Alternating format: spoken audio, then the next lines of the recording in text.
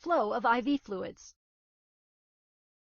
Determine whether manual or mechanical compression will be used to achieve hemostasis after arterial sheath removal. Determine which sheath will be removed first. Place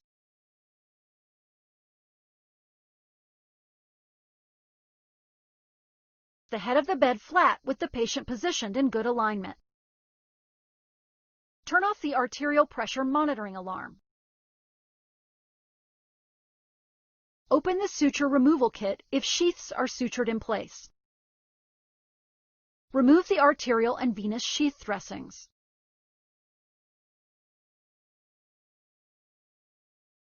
If using a non-invasive hemostasis pad with manual compression, open the pad using sterile technique. Attach a 10 milliliter syringe to the stopcock's blood sampling port and turn stopcock to obtain waste.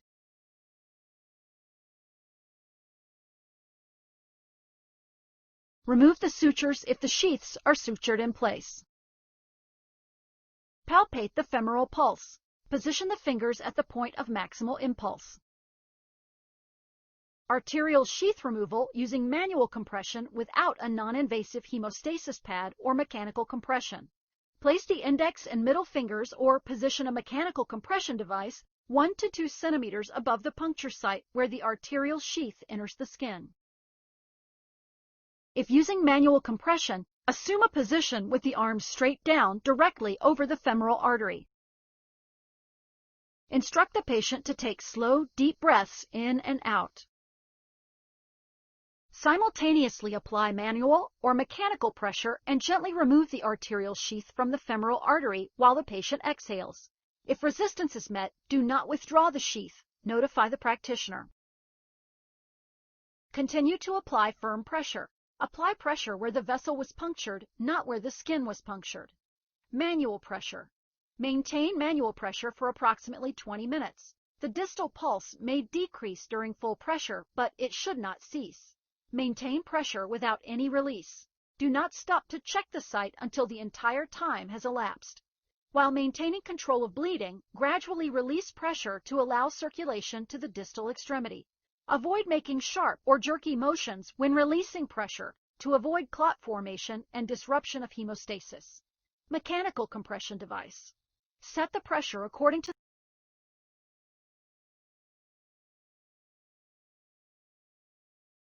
the manufacturer's recommendation and the organization's practice. While maintaining control of bleeding, gradually release pressure to allow circulation to the distal extremity. Follow the manufacturer's recommendations, the organization's practice, or the practitioner's order regarding the gradual reduction of pressure from the device. Continuously monitor the arterial puncture site and distal pulses of the affected extremity. If using manual compression, enlist the help of another healthcare professional to assess distal circulation. If, while maintaining pressure, pulses in the extremity are decreased or absent distal to the catheterization site, immediately notify the practitioner.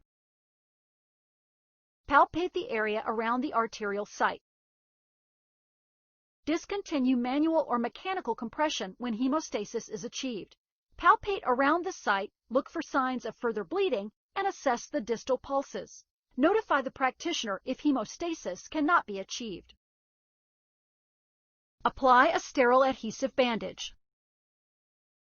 Label the dressing per the organization's practice with the date and time of application and the nurse's initials. Arterial sheath removal using manual compression with a non-invasive hemostasis pad. Apply manual pressure 1 to 2 centimeters above the skin puncture site. Place the non-invasive hemostasis pad directly over the puncture site with the paper-like side face down. Assume a position with the arms straight down directly over the femoral artery. Instruct the patient to take slow, deep breaths in and out. Remove the sheath while the patient exhales. If resistance is met, do not withdraw the sheath. Notify the practitioner. Reduce proximal pressure to allow a small amount of blood from the arterial puncture site to moisten the non-invasive hemostasis pad. Then, quickly reapply proximal manual pressure. Maintain firm manual pressure above the skin puncture site and over the non-invasive hemostasis pad at the arterial puncture site. Release proximal pressure after 10 to 15 minutes and look for bleeding. Continue to apply pressure for another 5 minutes and look for bleeding. Repeat the process until no bleeding appears. Place a new sterile gauze pad over the hemostasis pad and cover it with a transparent dressing. Leave the non-invasive hemostasis pad in place per the manufacturer's instructions. Label the dressing per the organization's practice with the date and time of application and the nurse's initials. Removing the venous sheath. Remove the venous sheath and maintain manual pressure until hemostasis is achieved. Collagen plug devices, percutaneous suture-mediated closure devices, and percutaneous staple-mediated closure devices are not used for venous punctures. Non-invasive hemostasis pads may be used in conjunction with manual pressure to achieve hemostasis for venous punctures. Apply a sterile adhesive bandage to the venous site.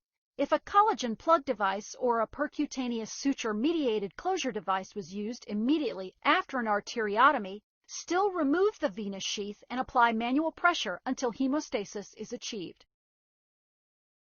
Label the dressing per the organization's practice with the date and time of application and the nurse's initials.